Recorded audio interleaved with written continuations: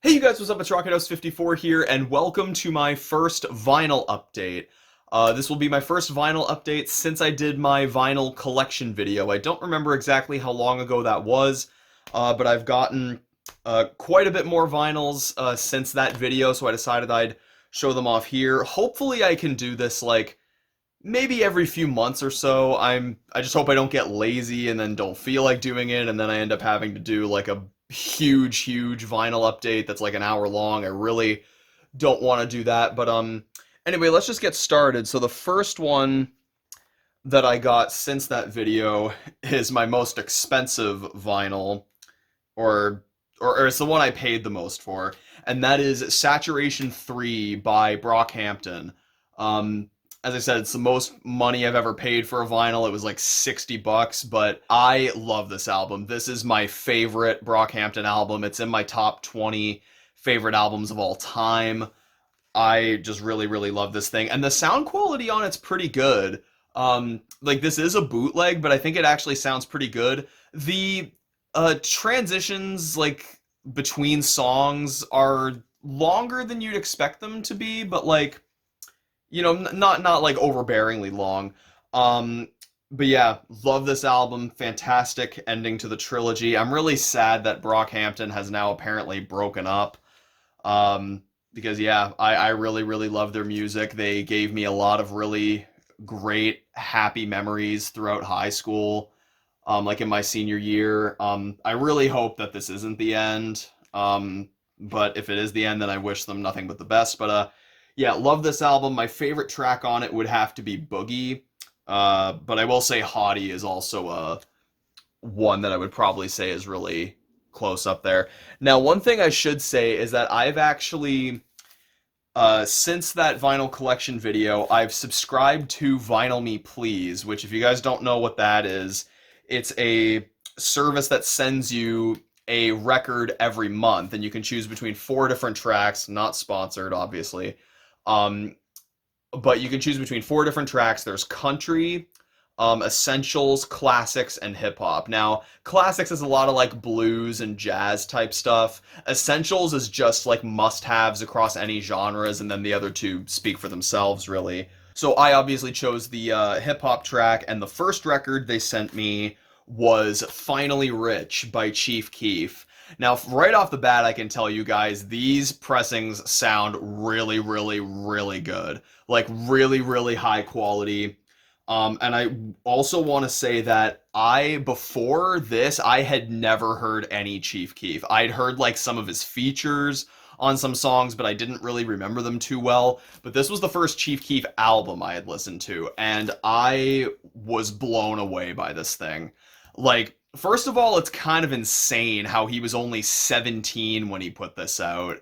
And like just everything in this album is like it was so ahead of its time. It was so influential. Like we would not have trap and drill without this album, I think. But yeah, like every track on this thing was just such a banger. Like I was again just so surprised at like really just how ahead of its time this album really was. Like, and it's very interesting to think like I've heard from people that like if you listen to Chief Keef like back when this first came out, like people made fun of you for it, which is honestly like kind of sad to think about.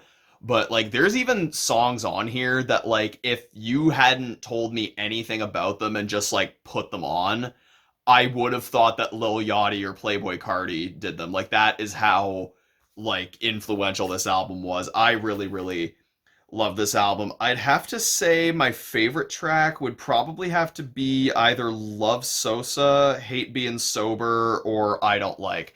Every track on here is absolutely amazing. Like, what a classic. Now, the next one up is actually the Vinyl Me Please record for this month, and that is 6 Feet Deep by the Gravediggers. I don't think you can really see the cover too well because it's shiny and it's like black, but I had never heard of Gravediggers as a group before this. And then I found out through like, from like reading like the back of this record and like reading the emails they sent about it that RZA is actually like RZA from the Wu-Tang Clan is um in this group. And as I said, never heard of Gravediggers, but I listened to this like sometime last week, And this was a great album. Like, it's kind of seen as like the start of horrorcore, and yeah, I think it kind of is, but like when I think of horrorcore, I think of stuff that's like that has like a more dark kind of rough like aesthetic. I mean, when I think of horrorcore, I kill me for saying this if you want, but like I think of Hobson when I think of horrorcore, like his kind of style, because like especially on stuff like Gazing in the Moonlight and Knock Madness, like he was really dark and like really edgy on that. That's kind of what I think.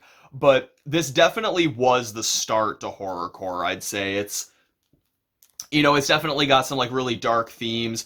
Got some really good songs on here. My favorite track, I would have to say, I would probably have to say 1-800 Suicide is my favorite song off this one. Then the next one up, we got three Vinyl Me Please ones in a row. I think this was the one for last month. And that is No More Mr. Nice Guy by Gangstar. Pretty solid 80s hip hop project. I enjoyed it quite a bit. Um, one thing that I will say is that so this is like the Vinyl Me Please version of it, because if you get the original version, it doesn't have these. It's just these tracks, but because this is Vinyl Me Please, they put a lot more extras on here. And there's three bonus tracks on this album, and I actually think that the three bonus tracks featured are actually better than everything else in the main album. So that's why, like, when it comes to like extras and B-sides, definitely check them out, because you might not know what you have if you don't. But yeah, so I'd probably have to say that those three bonus tracks would be my favorites from this album. Now, the next one here is one that was definitely a bit of a forceful debut album, I thought. It was one that really helped me through a lot of tough times, and there's one song in here in particular that helped me through a bit of a confusing, it was a brief but kind of a confusing period in high school, and that is Goodbye and Good Riddance by Juice World. Easily my favorite album of his. I'm really sad that he's no longer with us. Like, he was a great talent that was taken way too soon. Um, but yeah, this has like a lot of like really good like really sad, really emotional, very well crafted emo rap songs. Juice World really knew how to tap into this current generation's feelings and thoughts and emotions. He really just knew how to do it. Like, he knew how we were feeling. He wanted to make music that helped people, and it really did. I would have to say my favorite song on this would definitely be All Girls Are the Same, but Candles is one that I feel like not everyone talks about, but it's really good and really impactful. Also, I should say that I had heard people say that this album has like the worst vinyl, like the worst sound quality. I mean, the sound quality could be better, but I wouldn't say it's like absolutely terrible. Like, I think it sounds okay. Could be better, but it's not terrible. Now, my next one here, this is one I did not expect to find this when I was at the record store, because I was actually looking for The Life of Pablo on vinyl and they did not have it. But they had this one, and I was like, oh, well, it's cool that they have this. So I was like, I'll just get this one instead. And yeah, I re-listened to this on vinyl, and I've listened to this album probably like 4 or 5 times, but like the listen that I had to it on vinyl was definitely the one that really did it. Like, I've always really liked this album, but this listen on vinyl bumped it into my top 10 favorite albums of all time. This album was incredibly polarizing when it first came out, and that would be Yeezus by Kanye West. Yeah, I don't know what it was, but I just found myself appreciating the songs so much more than I already did. Like, and like, this is a bootleg vinyl. I'm not kidding when I say this is the best sounding vinyl I have. And like that's not an easy thing to do with this album because of all the crazy sounds in it.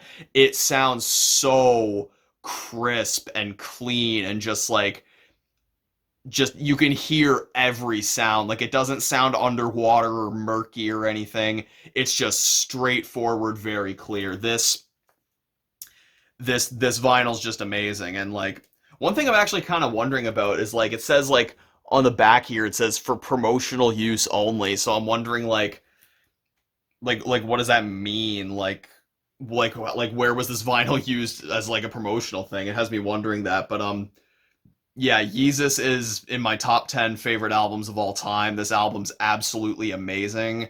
My favorite track on it, I'd probably have to say Guilt Trip, but Blood on the Leaves may take it at some point because Guilt Trip's been my favorite track on here for a long time. And the thing is, Guilt Trip is the least streamed song from this album, which I find kind of odd because it's just absolutely amazing. But yeah, Guilt Trip's probably my favorite. Blood on the Leaves may take it, but I also really love Black Skinhead as well. So amazing, amazing album.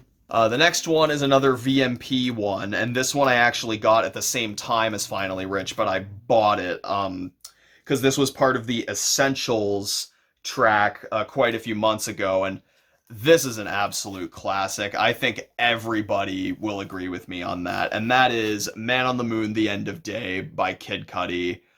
I don't need to say anything about this. Like, if you grew up the same time I did, this album helped your mental health immensely. It has done that for me and continues to do that for me. This album is amazing. It is most definitely a classic. This really just started like a whole, like this and 808s and Heartbreak really started just a whole new wave of music and really helped a lot of hurt kids. My favorite song on this would have to be Soundtrack to My Life, which is in my top 5 favorite songs of all time. Just absolutely blissful and has helped me through so much. And Pursuit of Happiness also is one that's like on the same level as it. Love, love, love this album. Looks like we got another 3 Vinyl Me Please ones in a row. This one was the second one for the record of the month, and that is Lil Uzi Vert versus the World by Lil Uzi Vert. This is one I'd heard before I got it on vinyl, and I enjoyed it quite a bit. It's I'd still say my favorite Uzi is Love Is Rage 2, but this might be my second favorite. I think it is. When I got this vinyl, I actually listened to it twice in the same day. Because it's a very short album. I think it's only like 33 minutes, and I was just like, it had been a while since I'd heard it from start to finish, and just, P's and Q's and Team Rocket. Team Rocket's my favorite track from here. But like, those songs are just absolutely great. It's got a really great spacey vibe to it. Like, Uzi definitely has something special, and he clearly knows what he's doing. I really hope he doesn't retire after 2 more albums, because I think rap will have a big hole in it if he leaves. But this is a really, really, really good album. As I said, I think my favorite song on here would be Team Rocket, and if you haven't heard this, definitely give it a listen. It's a very, very good project. Next one here is one I was really, really happy to own, because there's a certain thing with this album that I'll explain here in a sec. And I didn't think I was going to be able to get this because of how much it's sold out on Vinyl Me Please's website. It's a popular one for obvious reasons. But we got another classic right here. And like, I don't like using the word classic for too many albums that are like, new, or like albums, even as like, because I mean, Man on the Moon, The End of Day turns 13 this year. I still don't like using the word classic for even something that's from like that's that old. But so when I say like something's a classic and it's recent, like it's definitely one that's had like a lot of impacts. I feel like people use the word classic too easily these days, but I think this album's definitely a classic. It really, like it really, I feel like it just kind of like set a standard for a lot of rappers, and like it seems like a lot of people really look up to this album almost as like a bible of sorts, and that would be the Carter 3 by Lil Wayne. What's funny is I love this album to death. I really do. But it's still my second least favorite Carter album. The way I rank the Carters from favorite to least favorite is 4, 2, 5, 3, 1. And I actually just re-listened to the first one recently, and I still really enjoy the first one a lot. I really like the first one. It's just my least favorite out of the 5. This is such a great series that it's just amazing to say that this is my second least favorite when I love it to death still, and it's an absolute classic. Yeah, my favorite track on here is definitely Lollipop. I mean, you can't go wrong with that one.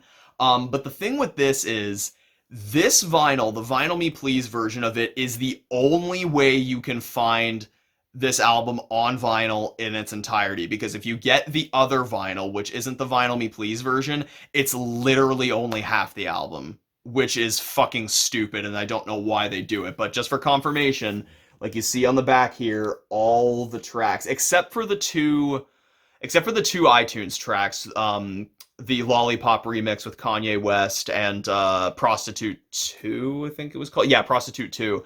Those are not on here, but every other song is on here. So if you're looking to find the complete version of the Carter 3 on vinyl, this is the only way you can listen to it, which sucks, but I was very happy that I finally got to own this because it had been sold out for a while, and then I got an email saying they restocked, so I was very, very happy to own this.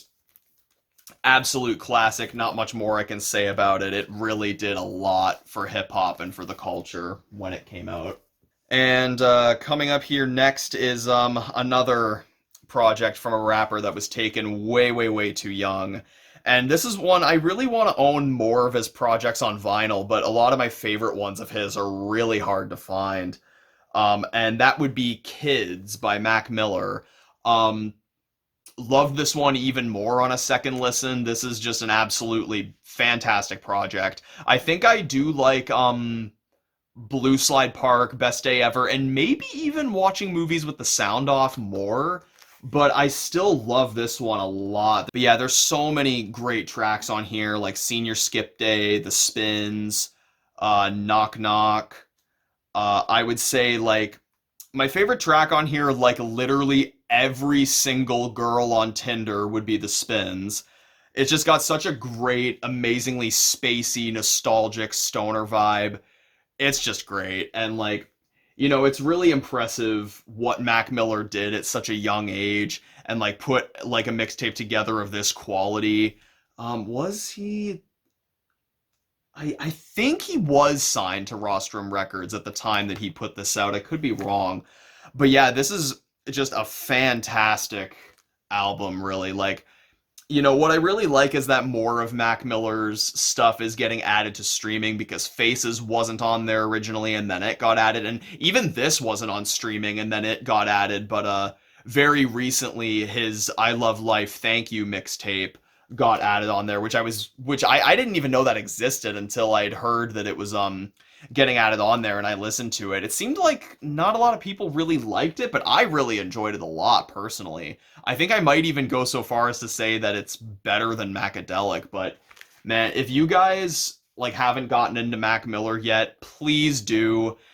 The thing is with Mac Miller, a lot of people who haven't like gotten into him like yet, a lot of them start with Swimming, which I really wish people wouldn't do, because Swimming, like, if you've never listened to Mac Miller before, if you listen to Swimming first, just please know that that is not the type of music Mac Miller made throughout his entire career. Because really, that type of Mac Miller, he only really made in his last 2 albums with Swimming and Circles. Maybe a bit in the Divine Feminine, but like, don't go into the rest of Mac Miller's discography thinking you're gonna get Swimming and Circles all the time. And, you know, that's kind of the thing that pisses me off, is it seems like, according to Mac Miller fans, The Spins, Swimming, and Circles are literally the only is literally his entire discography, according to Mac Miller fans, is swimming, circles, and the spins. You know, that's all you ever hear anybody talk about. Like, I literally haven't seen a single person, like, in the last 2 years talk about Blue Slide Park or Best Day Ever, and those I think are his best projects. But love, love, love Kids. It's a great project. If you haven't gotten into Mac Miller, please do.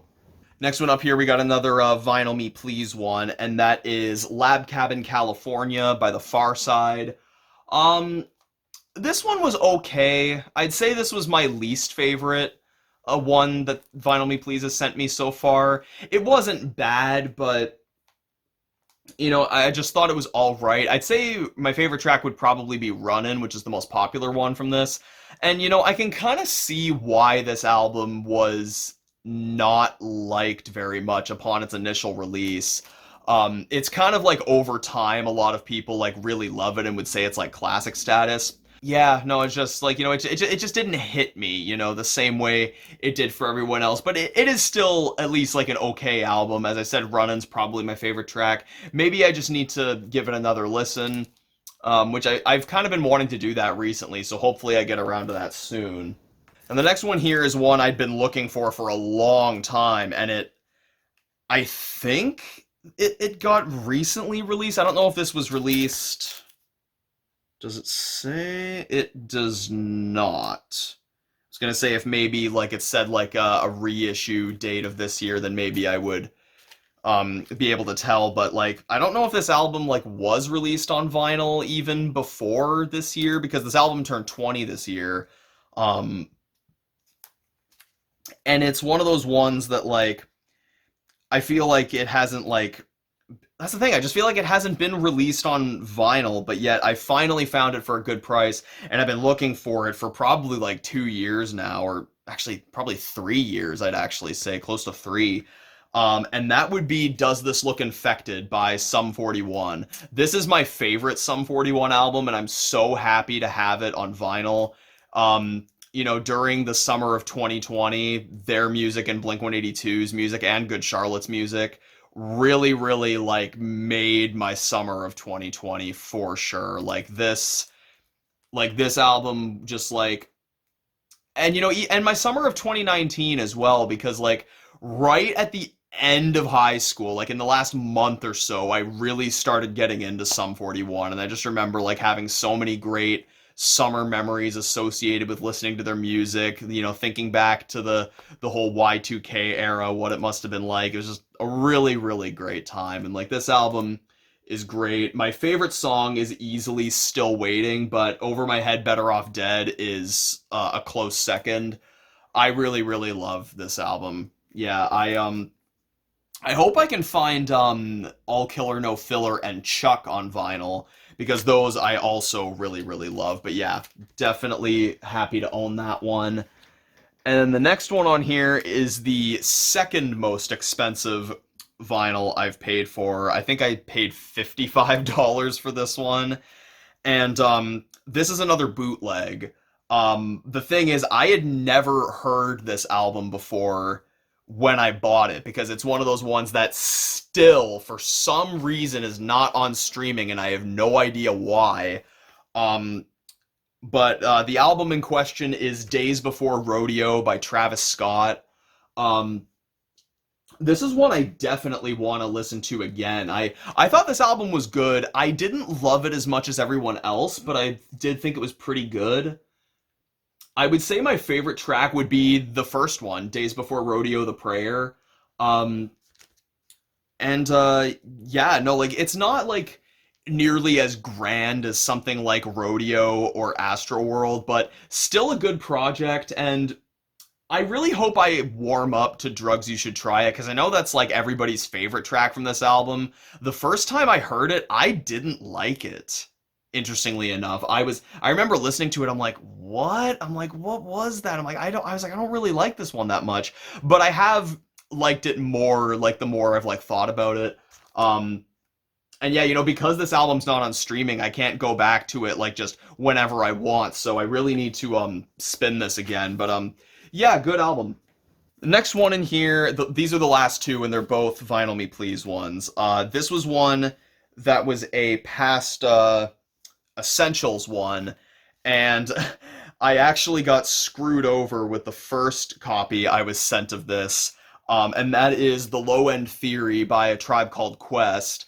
I got this sent to me with, I think it might have been with the last one I'm going to talk about, and I'll say what that one is soon. Um, but yeah, I remember I had this vinyl. I was so excited to listen to it one night. I'm like, man, I was like, I'm really excited. I know this album's a classic, and I've never heard it.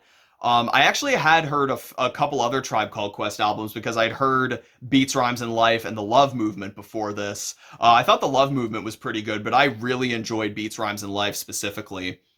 Um, but I'd never heard the Low End Theory, and I know this is one that everybody talks about as being a classic, and I'd never heard it. I was so excited to listen to it. I open it up, and the thing is, there's one green and one red record in here. There was two of the red record in here, so they must have like packaged it wrong. And I was so upset. Like I was like so excited that night to listen to it, and then it's like it was literally two of the same record. It was only of the second half of the album. So that one's actually downstairs. I can't bring myself to throw it away. It just feels weird, but yeah, I thought this album was great. Definitely a classic for a good reason.